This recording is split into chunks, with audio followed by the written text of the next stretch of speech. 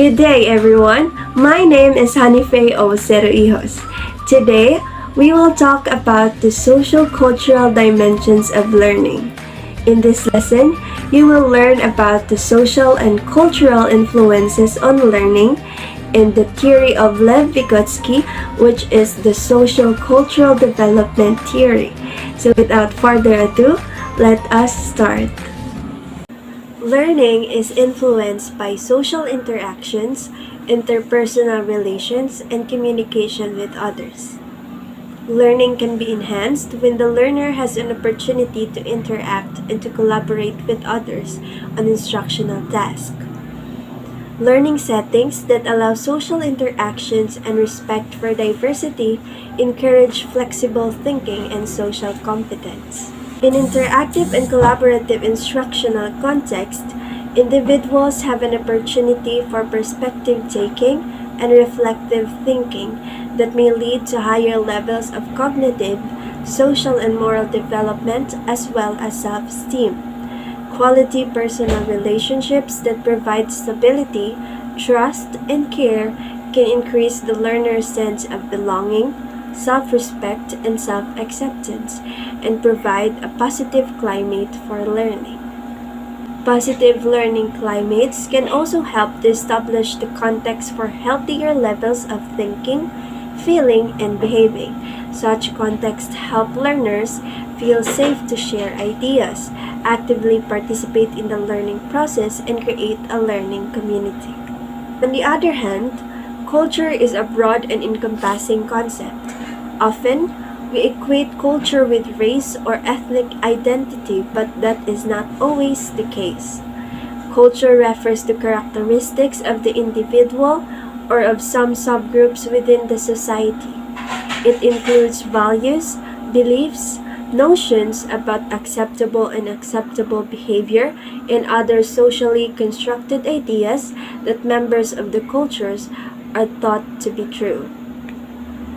It is also defined as the shared products of a human group of society. Although culture is shared, it must be learned by each new generation through the process of social instruction. The sociology of culture shows that our way of thinking and categorizing our hopes and fears, our likes and dislikes, and our beliefs and habits are social creations, strongly influenced by time and place in which we live. Even so, culture does not dictate thoughts and behavior. It leaves room for action. Each culture is different because it is adapted to meet a specific set of conditions, both physical and social factors that help shape a particular culture. In short, culture governs how we think and feel. It shapes our beliefs about what is important in life and our interpretations of what events mean. As our world continues to change, students interact with others with quite different backgrounds from their own, especially in the classroom. The manner in which they respond to others who seem different can have an impact on their success in school, work, and harmonious relationship with others. If they take time and make the effort to understand these differences, they may develop better relationships and succeed academically. So now, let us proceed to the next part of this lesson, which is the socio-cultural development theory by Lev Vygotsky. I am Jamaica Siciliano, and in this report, I will discuss to you about Lev Vygotsky and his three major themes of socio-cultural development theory. Lev Vygotsky. He was born in Orsha, a city in the western region of the Russian Empire, in November 17, 1896, in what is now called Belarus. He died at the young age of 37 from tuberculosis. Due to his early death, most of his theories were left undeveloped, although some of his writing being translated from Russian.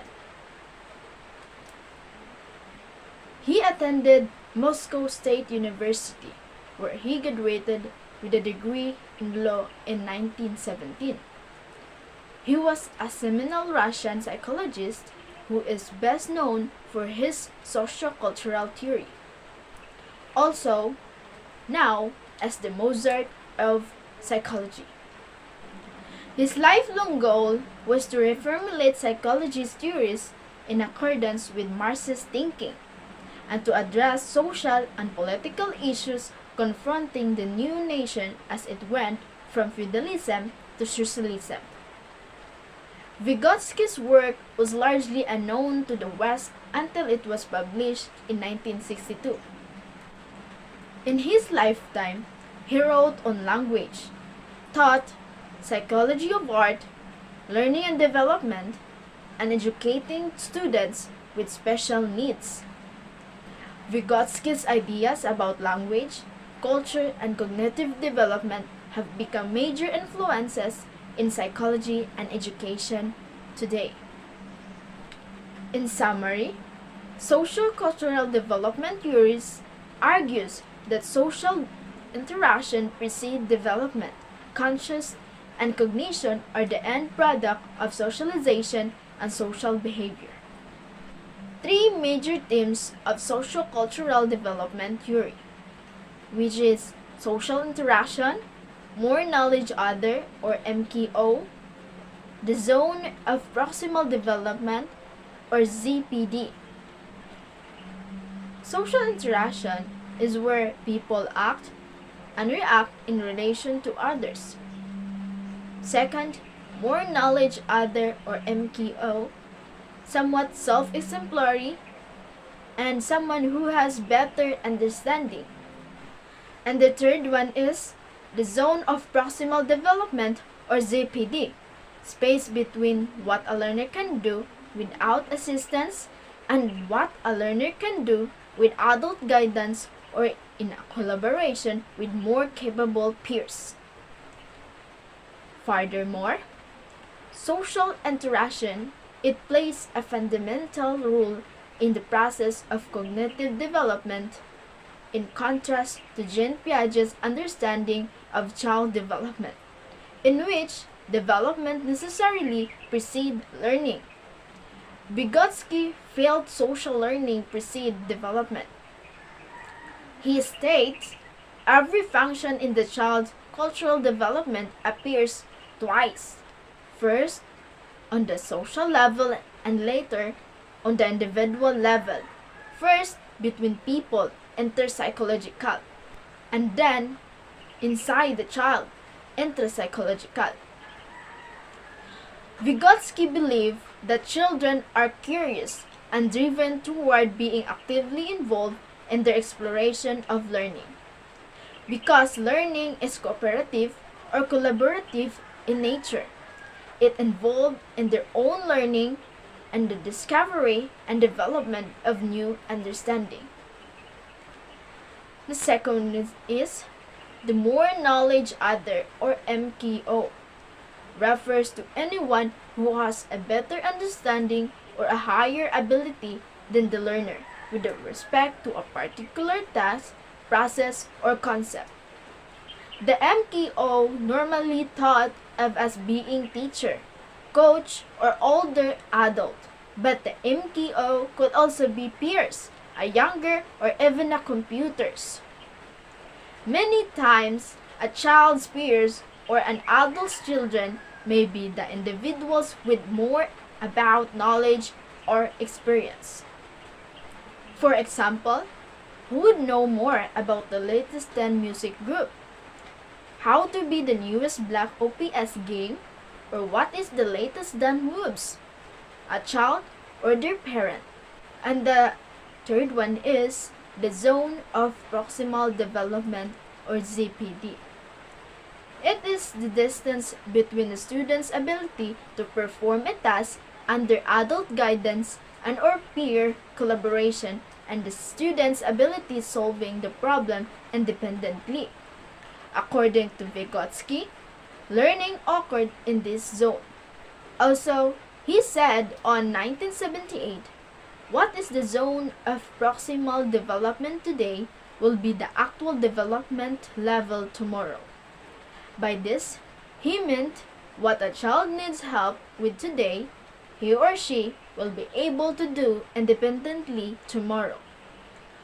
For example, a parent teaching a child how to ride a bike, or a coach walking an athlete to how to throw a ball. Scaffolding.